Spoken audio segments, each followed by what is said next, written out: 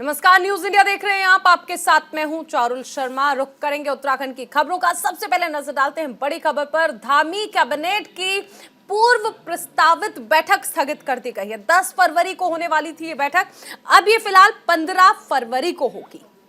जोशीमठ आपदा प्रभावितों के पुनर्वास पैकेज पर भी इसमें फैसला हो सकता है। कई महत्वपूर्ण प्रस्ताव इसमें पेश किए जाएंगे। सीएम आवास न्यू कैंट रोड पर यह बैठक होनी है। जोशीमठ आपदा प्रभावितों के पुनर्वास पैकेज पर फैसले के लिए होने वाली धामी कैबिनेट की अहम बैठक फिलहाल टल गई है। 10 फरवरी को होने वाली यह बैठक अब 15 फरवरी को मुख्यमंत्री आवास स्थित कैंप कार्यालय में होगी। बैठक स्थगित होने की वजह राष्ट्रीय आपदा प्रबंधन प्राधिकरण की अंतिम रिपोर्ट में हो रही देरी को माना जा रहा है। बता दें कि जोशीमठ के आपदा प्रभावितों की निगाहें प्रदेश मंत्रिमंडल की बैठक पर टिकी हुई और इस बैठक में उनके विस्थापन और पुनर्वास पैकेज पर फैसला होना है। शासन स्तर पर गठित हाई पावर कमेटी ने इस प्रस्ताव पर मोहर लगाई थी। प्रस्ताव के तहत आपदा प्रभावितों के लिए पुनर्वास पैकेज के 3 विकल्प तय किए गए। हालांकि इसके लिए धनराशि का खुलासा नहीं किया गया था। मुद्दों के लिहाज से धामी कैबिनेट की यह बैठक काफी अहम मानी जा रही है।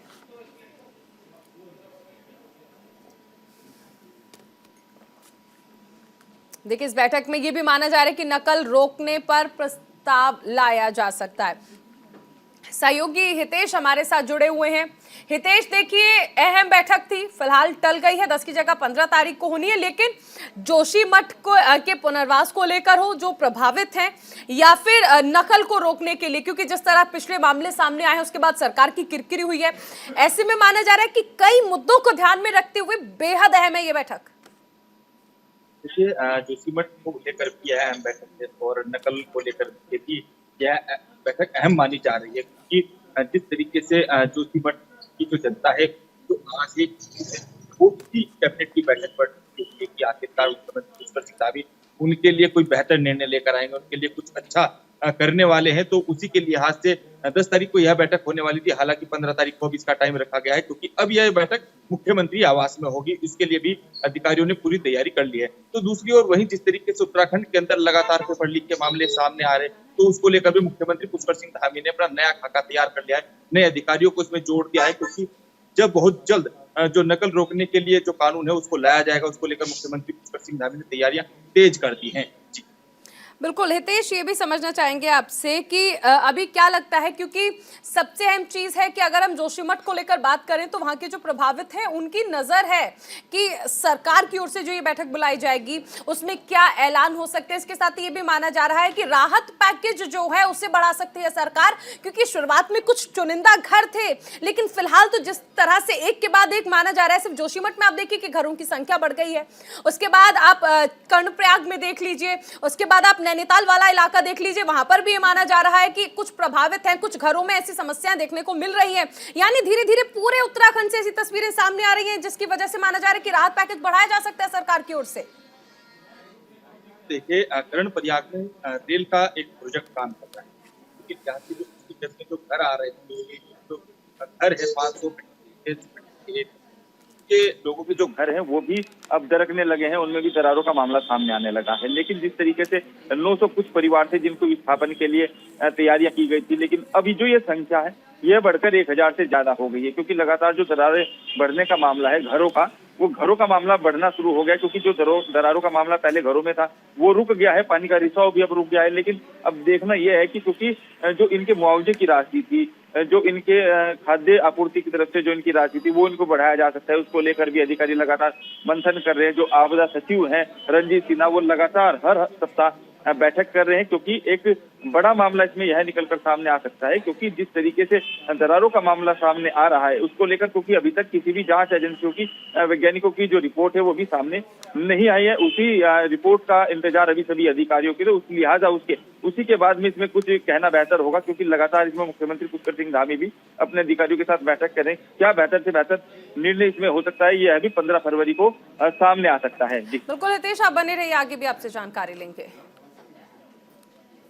तो देखिए, सबसे अहम चीज है कि फिलहाल इस बैठक पर सभी की निगाहें जो हैं वो टिकी हुई हैं और देखना दिलचस्प होगा कि आखिर जो बैठक होती है कैबिनेट की उसमें क्या फैसला लिया जाता है। एक और बड़ी खबर आपको बता दें, जोशीमठ भू धसाव के प्रभावितों के लिए प्रबंध लगातार जारी है, तेजी से किया जा रहा है प्री फैब्रिकेटेड भवनों का निर्माण। जिलाधिकारी ने मौके पर जाकर निर्माण कार्य का जायजा भी लिया है। संबंधित संस्था को निर्माण कार्य को जल्द पूरा करने का आदेश दिया गया है। जोशीमठ में भू धसाव से प्रभावित परिवारों के पुनर्वास के लिए प्री फैब्रिकेटेड भवनों का निर्माण कार्य तेजी से हो रहा है। जिलाधिकारी हिमांशु खुराना ने जोशीमठ में भू धसाव से प्रभावित परिवारों के पुनर्वास के लिए उद्यान विभाग की भूमि और ढाक में संचालित प्री फैब्रिकेटेड भवन निर्माण कार्य का निरीक्षण किया। उन्होंने संबंधित संस्था को निर्माण कार्य को तेजी से पूरा करने का आदेश दिया है। किसी भी जरूरत में उनसे सीधा संपर्क करने के लिए भी कहा गया है। आपदा प्रभावितों के लिए ढाक में केंद्रीय भवन अनुसंधान संस्थान रुड़की के सहयोग से कार्यदायी संस्था RWD के माध्यम से प्री फैब्रिकेटेड भवन बनाए जा रहे हैं। देखिए, इसमें हमें 3 हट हमें तैयार करके देनी थी। तो ये जो उद्यान विभाग की भूमि है, यहाँ पर कहीं पर मोटे मोटे बोल्डर और थोड़ा जो यहाँ की मिट्टी थी उसमें इनको बोल्डर को तोड़ने में थोड़ा टाइम लगा, जिसकी वजह से निर्माण में थोड़ा विलम्ब हुआ। लेकिन अब कोई ऐसी स्थिति नहीं है, काम प्रगति से चल रहा है और जल्द ही ये मॉडल हट बन के तैयार हो जाएंगे। साथ ही साथ 15 हट हमारे ढाक में भी बन रहे हैं। तो जो लोग इसमें अपनी इच्छा व्यक्त करेंगे कि किस तरह का उनको एक ट्रांजिशन शेल्टर किस रूप में चाहिए, तो उनके सुझाव लेते हुए आगे की भी जो इस तरह के प्रीफैब्रिकेटेड हट बनने हैं वो उन्हीं के ही सुझाव के अनुरूप बनेंगे।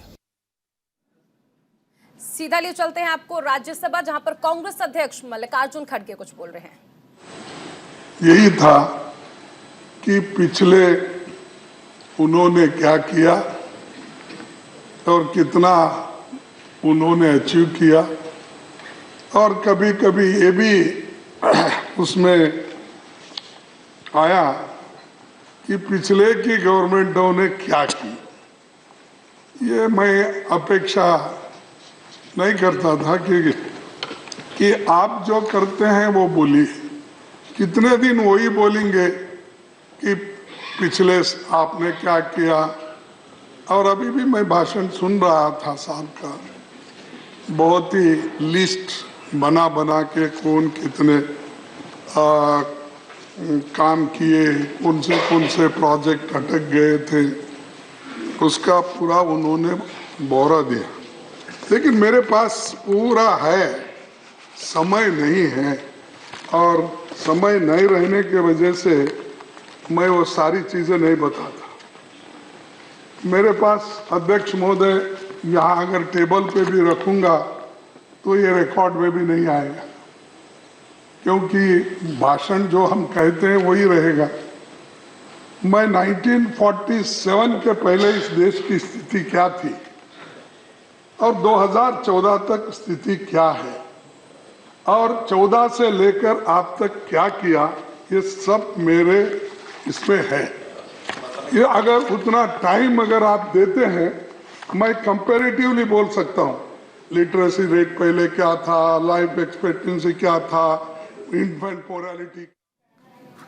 राज्यसभा की कार्रवाई आपने देखी, जहां पर कांग्रेस अध्यक्ष मल्लिकार्जुन खड़गे बोल रहे थे। इस बीच एक बड़ी खबर, चारधाम यात्रा की तैयारियां तेज कर ली गई हैं और यात्रा के लिए पंजीकरण अनिवार्य कर दिया गया है। फोन कॉल, व्हाट्सएप के माध्यम से पंजीकरण की जो सुविधा है वो दी जा रही है। श्रद्धालुओं के लिए हेली सर्विस भी उपलब्ध रहेगी।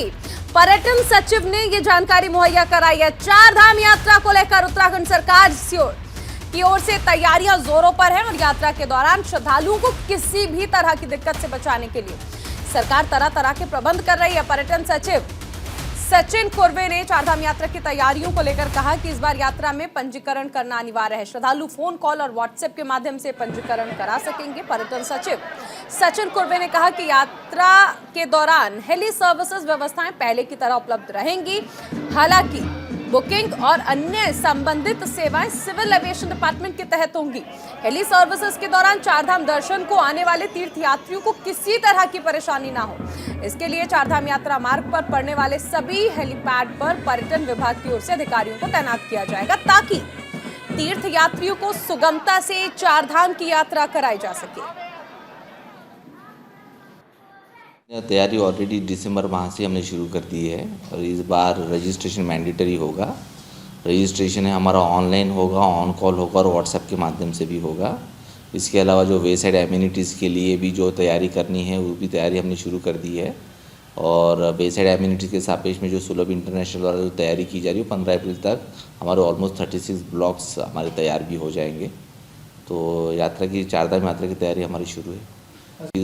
हमेशा की तरह इस बार भी बद्रीनाथ की यात्रा सुगमता से होगी। इसके लिए मैं already disaster management and mitigation department के सचिव, अपर सचिव एवं जिला अधिकारी चमोली के साथ संपर्क में हूँ। हमारे साथ सहयोगी हितेश बने हुए हैं। हितेश, सरकार की तमाम योजनाएं रही हैं चारधाम यात्रा को लेकर, ऑल वेदर रोड का कंस्ट्रक्शन हो या फिर आप देख सकते हैं तमाम सुविधाएं जो है सरकार देने की कोशिश करती रही है। और ऐसे में अब सबसे अहम चीज हो गई है कि रजिस्ट्रेशन तो कराना ही होगा, और ये तो कोविड के टाइम से ही जरूरी कर दिया गया था। लेकिन सुविधाओं वाली बात अब ये आ गई है कि पहले आप देख रहे थे कि सिर्फ ऑनलाइन रजिस्ट्रेशन कराया जा रहा था, लेकिन अब इसे फोन कॉल और व्हाट्सएप के जरिए भी कराने की सुविधा हो गई है। पिछले साल की चारधाम यात्रा ने रिकॉर्ड तोड़ जगह बनाई थी और पूरी ऐतिहासिक तरीके से ये यात्रा रही थी। लेकिन जिस तरीके से पिछले साल हमने चारधाम यात्रा में देखा, काफी सारी संसाधनों के बावजूद लोगों को खासा दिक्कतों का सामना करना पड़ा। इतना ही नहीं, एविएशन का जो एक हेलीकॉप्टर वो भी क्रैश हो गया था। तो ये काफी सारे ऐसे सवाल हैं जो यात्रियों के मन में है कि कुछ ऐसा ना हो जाए। दूसरी बात कि जिस तरीके से सचिन पूर्वे ने साफ तौर पर कहा है कि जो पंजीकरण है, जो रजिस्ट्रेशन है, वो चलते रहेंगे और फोन कॉल और व्हाट्सएप के माध्यम से भी रजिस्ट्रेशन पंजीकरण होंगे। लेकिन अब सबसे बड़ा सवाल ये है कि क्या चारधाम यात्रा में स्वास्थ्य सुविधाएं जो पिछले साल नहीं थी, क्या इस बार बेहतर कराने का जो लक्ष्य चारधाम यात्रा के अधिकारियों ने रखा है, क्या उस पर 100% वो उतर पाएंगे? क्या उन सब चीजों पर खरे उतर पाएंगे? ये सभी चीजें चारधाम यात्रा के अधिकारियों के लिए सवाल बन गई है, चिंता का विषय बन गई है। लगातार जिस तरीके से चारधाम को लेकर मुख्यमंत्री पुष्कर सिंह धामी भी बैठकें कर रहे हैं, क्योंकि अप्रैल माह में चारधाम यात्रा शुरू होने वाली है। उसी की तैयारियों के लिहाजा लगातार अधिकारी बैठकें कर रहे हैं, लगातार मंत्रणा करें। तो उसी के लिहाज से कई सारी ऐसी चीजें हैं जो सामने आ रही है, क्योंकि पिछले साल एक हेलीकॉप्टर क्रैश हो गया था। तो उसी के मद्देनजर जिन एविएशन कंपनियों को ये ठेका दिया गया है, क्या वे कंपनियां अपने फिटनेस हेलीकॉप्टर को लेकर फिटनेस दुरुस्त कर चुकी है या नहीं कर चुकी है? ये भी एक बड़ा सवाल अभी बना हुआ है। जी बिल्कुल हितेश, ये भी समझना चाहेंगे आपसे कि आखिर देखिए, एक तो रजिस्ट्रेशन हो गया, इसके अलावा क्या क्या सुविधाएं जो हैं वो मिलने वाली हैं और सरकार कितनी तैयारियां कर रही है चारधाम यात्रा को लेकर, क्योंकि जो उसका प्रवेश द्वार है यानी जोशीमठ, वहां से जिस तरह की तस्वीरें आ रही है, ये जाहिर सी बात है कि इस बार जब लोग वहां पर जाएंगे तो एक हिचकिचाहट जरूर मन में रहने वाली है, क्योंकि जोशीमठ से होकर ही वो आगे बढ़ेंगे। लेकिन वहीं पर जो तस्वीरें सामने आ रही हैं वो लोगों के मन में भय तो पैदा करेंगी ही। जी बिल्कुल, देखिए जो तस्वीरें सामने आ रही हैं वो वास्तव में डराने वाली तस्वीरें हैं और लगातार कहीं ना कहीं यात्रा को लेकर अभी तक अधिकारियों ने कोई ऐसी बैठक नहीं की है, कोई प्रेस वार्ता नहीं की है जिससे आने वाले देश दुनिया से आने वाले श्रद्धालुओं को कोई आरामदायक कुछ खबर मिले, कुछ ऐसी चीजें सामने आए कि हाँ वास्तव में चारधाम यात्रा करने में हमें सुगमता मिलेगी। तो कहीं ना कहीं ऐसे सवाल यात्रियों के मन में है कि क्योंकि जोशीमठ में जिस तरीके से दरारों का मामला बढ़ा है, उससे कहीं ना कहीं यात्रियों का जो मामला है उसमें गिरावट देखने को मिल सकती है। लेकिन जो सुविधाओं की अगर हम बात करें, इस बार जो सुविधाएं रहने वाली, इस बार स्वास्थ्य विभाग भी लगातार दावे कर रहा है कि हमारे कार्डियोलॉजिस्ट इस यात्रा में मौजूद रहेंगे और पूरे अगर हम शौचालयों की बात करें वो भी हम मोबाइल टॉयलेट्स अपनी जगह जगह पर लगाएंगे और तमाम ऐसी सुख सुविधाएं चारधाम यात्रा में यात्रियों को मिलने वाली है। काफी सारी ऐसी चीजें क्योंकि मोबाइल टेक्निकल के माध्यम वहां पर ऊपर बंद मिलते हैं, तो जो संचार की जो व्यवस्था है उसे भी दुरुस्त करने का काम अधिकारी इस बार कर रहे हैं। जी बिल्कुल, बहुत शुक्रिया हितेश इस तमाम जानकारी के लिए। एक और बड़ी खबर हरिद्वार से दवाओं की तस्करी से जुड़ी हुई आ रही है। गंगा किनारे सरकारी दवाइयों का जखीरा मिलने से हड़कंप मच गया है। गड्ढे में दवाइयों का जखीरा मिला है। अधिकारियों के होश उड़ गए ये देखकर। प्रशासन ने आनन फानन में केस दर्ज करने के आदेश दिए हैं। दवाइयों को नियम अनुसार डिस्पोज करने की बात कही गई है। उत्तराखंड के हरिद्वार में भारी मात्रा में दवाइयों का जखीरा मिलने से हड़कंप मचा है। बैरागी कैंप में गड्ढे में दवाइयां दबी हुई मिली हैं और ये दवाइयां सरकारी बताई जा रही हैं। गड्ढा खोदकर ये दवाइयां दबाई गई थी। घटना की जानकारी मिलते ही हरिद्वार के एसडीएम पूरन सिंह राणा और ड्रग इंस्पेक्टर अनीता भारती मौके पर पहुंचे। जब जेसीबी की मदद से गड्ढा खुदवाया गया तो वहां जो देखा उसे देखकर होश उड़ गए। गड्ढे में भारी मात्रा में सरकारी दवाइयां जैसे विटामिन, कैल्शियम और आयरन की पेटियां मिली हैं। प्रशासन ने आनन फानन में मुकदमा दर्ज करने का आदेश दिया है। कोरोना काल के दौरान ये दवाइयां मंगाई गई थी और इन दवाइयों में से कुछ दवाइयां एक्सपायर हो गई हैं, बाकी दवाइयों की वैलिडिटी है। अधिकारी भी इस मामले पर कुछ बोलने से बच रहे हैं।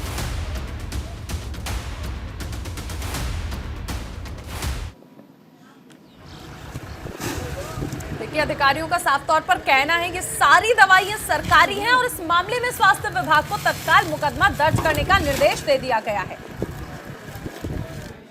सूचना मिली थी कि यहाँ पे कुछ दवाइयाँ जो है गड्ढे में डंप की गई हैं, तो मैं मौके पे आके मैंने देखा और यहाँ पे पाया कि यहाँ पे बहुत सारी दवाइयाँ हैं जो कि कुछ तो एक्सपायर हो चुकी हैं, कुछ अभी हैं जिनकी अभी समय अवधि है। वो दवाइयाँ यहाँ पे मिली हैं। 3-4 टाइप की दवाइयाँ हैं जो कि विटामिन है और मल्टीविटामिन है, एंटीबायोटिक है, और जिसमें कुछ की अभी यूज की जा सकती थी और जो गवर्नमेंट सप्लाई की दवाइयाँ हैं, और ऐसे में ये पता नहीं चल पा रहा है कि ये दवाएं किसने यहाँ पे आके जो है डिस्पोज की हैं। चलिए एक बार फिर से दिखाते हैं आपको राज्यसभा की कार्यवाही। हमने आज शेड्यूल कास्ट के मकान में खाना खाया। बहुत से मंत्री फोटो निकालकर टीवी में ये बताते हैं कि शेड्यूल कास्ट के घर में आज खाना खाए। बड़ी बात है नहीं। अरे धर्म एक है ना।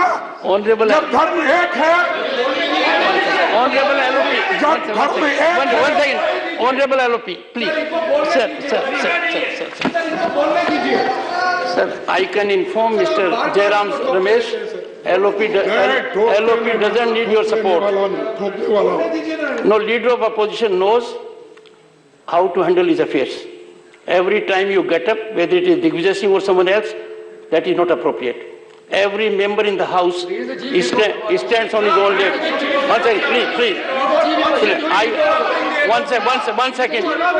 One second. LOP brings on the table huge experience of decades. When sitting in the chair, I find the gestures of LOP are little beyond his normal discourse. It is my bounden duty to request him to maintain composure. Sir, we are not in aggressive mode. This house is meant for sober dialogue with sobriety, so that we understand each other's point of view. Honorable LOP will bear this in mind. This is my request. Please. Sir, मैं दुख के साथ कहता हूँ, मेरा दर्द दूसरे लोग समझ नहीं सकते। इसीलिए डॉक्टर बाबा साहब अम्बेडकर ने कहा, जिसको दर्द होता है उस दर्द पे मुलायम कौन लगाते हैं उसी को महसूस होता है। करेक्ट। जो मुलायम नहीं लगाने वाले हैं या उसको देखने वाले नहीं माला, तो उसी को मालूम होता है। जो झेलता है ये कठिनाई उसी को मालूम होता है, दूसरों को नहीं। तो इसलिए एक तरफ वो हमारे साथ भी नफरत, फिर उसके बाद धर्म के नाम से, जाति के नाम से, भाषा के नाम से वो भी नफरत से भरा हुआ है। इसलिए नफरत छोड़ो, भारत जोड़ो। और सर, कॉन्स्टिट्यूंट असेंबली मेंबर राष्ट्रपति जी डॉक्टर राधाकृष्णन ने कहा था उस वक्त कि सभी समुदाय के अधिकारों का सम्मान करना होगा, चाहे हिंदू हो या मुसलमान, राजा हो या किसान, सबका सम्मान करना चाहिए। लेकिन आज नफरत हर जगह फैल रहा है, उसको हमारे ही प्रतिनिधि लोग, मंत्री लोग उसको बढ़ावा दे रहे। लेकिन मैं प्रधानमंत्री जी से पूछूं कि आप चुप क्यों बैठे? आप हर एक को डराते हो, लेकिन इनको क्यों नहीं डरा रहे? जो लोग नफरत का फैलाने की कोशिश करते हैं, अगर आपकी नजर उधर एक तरफ गिरी तो वो ऐसा बैठ जाएगा, नेक्स्ट मेरे को टिकट मिलने वाला नहीं है समझ के वो बात बंद करेगा, बोलेगा नहीं। लेकिन आप चुप्पी साधने के वजह से और आप मौनी बाबा बनने के वजह से ये परिस्थिति घट रही है। It doesn't suit your stature. It doesn't suit your stature. It doesn't suit your stature. मैं छोड़ो, No, मैं it छोड़ो। doesn't suit your stature. अरे उधर, Frankly speaking, अरे there are certain positions. There are certain positions on which we have to have great regard.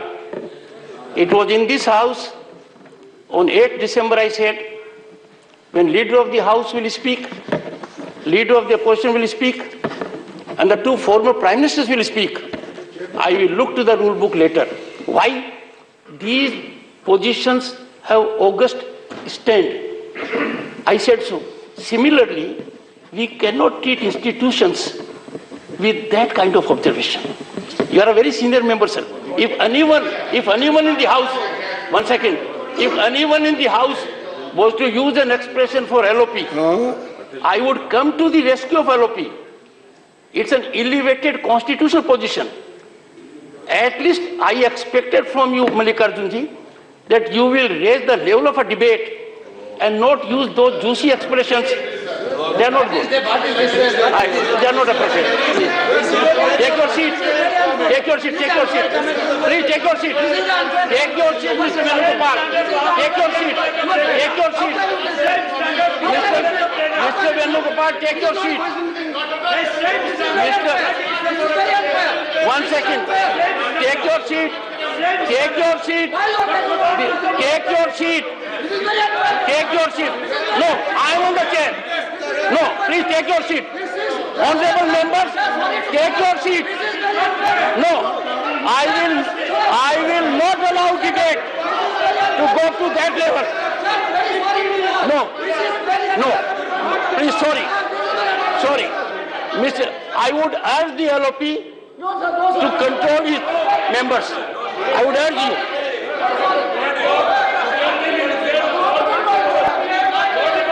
Mr. Digvijay Singh, you are such a senior member. When I am on my feet, it is elementary. Take your seat. Take your seat. Take your seat. Take your seat. All of you take your seat. Take your, Mr. Venugopal, take your seat. Take your seat. Take your seat. Take your seat. Please take your seat. Take your seat. Honorable members, when the LOP made reference to Ambedkar ji, you made reference to what was said in the Constituent Assembly. Am I right? Yes. Rightly. Yes. I remind you of the same observations, that it is bound and duty of every member of this house ये मालूम है to enhance decorum. Please sit down. Sit down. Take your seat. No.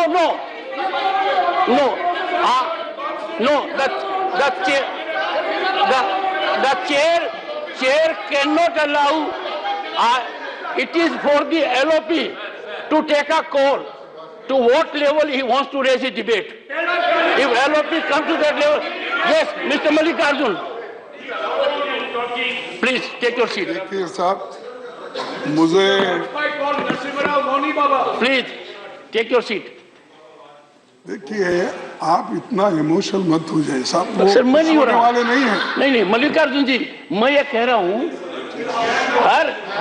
सुने, 1 second, for every wrong practice, 1 second, Mr. Jairam Ramesh, 1 second, honorable members, time has come for us कि हर गलत परंपरा को justify करने के लिए रियल व्यू में देखते हैं.